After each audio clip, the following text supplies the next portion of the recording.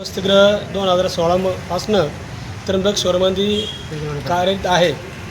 या ठिकाणी काही सूचना देऊनसुद्धा प्रशासनाने तिची दखल घेतलेली नाही। ग्रामीणच्या मुली इथं एवढ्या वाईट परिस्थितीत राहतात, प्राण्यांच्या भीतीच्या वातावरणात राहतात। ग्रामीण खेड्यापाड्यातून येणाऱ्या मुलींना अचानक ते मैरावला जाणार आहे।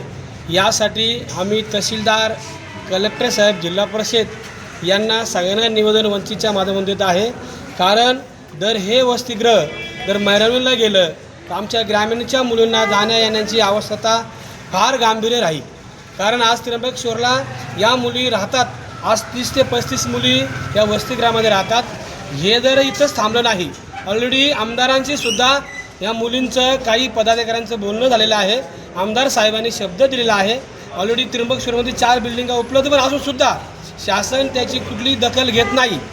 जर हे शासनाने जर केलं नाही तर याला शासकीय कर्मचारी जबाबदार राहतील आणि हे पूर्णपणे वसतिगृह त्र्यंबक शहरामध्ये थांबलं नाही तर यापुढे वंचित बहुजन आघाडी आंदोलन केल्याशिवाय आम्हाला न्याय हवा आहे आणि तो न्याय शासनाकडून मिळाला पाहिजे। आमच्या मुलींचा जो आयुष्याचा, शिक्षणाचा, आयुष्याचा, भविष्याचा फार मोठा प्रश्न आहे। आज मुली शिकली तर सावित्री मातेसारख्या ज्या मुली शिकल्या तर शासनाची प्रगती होते। म्हणून आज आम्ही सगळे तालुक्यातले पदाधिकारी, ग्रामीण ह्या मुली आज इथं निवेदन द्यायला सगळे साहेबांना आलेलो आहे। परंतु त्याची ऑनलाईन मिटिंग असताना नायब तहसीलदार साहेब, आमचे पवार साहेब आले आणि आमचं निवेदन स्वीकारलं। साहेब, आमची एवढीच विनंती आहे की शिक्षणाची आड शासनाने येऊ नाही, ते इथं जर थांबलं तर जर जागा उपलब्ध अजूनसुद्धा जर शासन टाळाटाळ करत असेल तर ही फार गांभीर्याची गोष्ट आहे। तुम्ही ही गोष्ट पूर्णपणे शासनाला सहकार्य करावं आणि आमच्या मुलांना न्याय मिळावं हीच वंचितच्या माध्यमातून मागणी करतो। आखाड्यामध्ये समाज कल्याणचं हॉस्टेल आहे मुलींचं।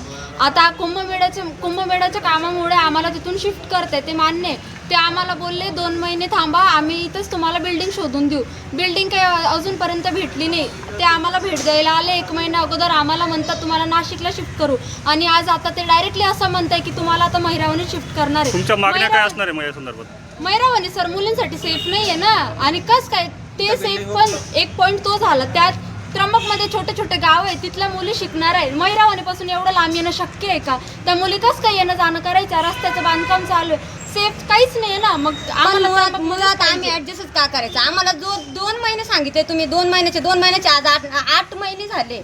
तिथे इतके साप राहतात, कोण कसं येणं जाणं, आम्ही इतक्या सगळ्या गोष्टी एका बेडवर आम्ही 4-4 जणींनी ऍडजस्ट। आम्हाला त्र्यंबकमध्ये बिल्डिंग भेटू राहिली तरी म्हणता की तुम्हाला बिल्डिंग भेटत नाहीये। बिल्डिंग म्हणजे 4 बिल्डिंग भेटले, 4 भेटून पण ते यांचे मुलांचे कारण सांगितले हे नाही ते नाही।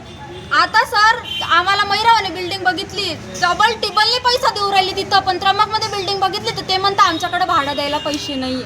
मग हे कितपट मान्य आहे?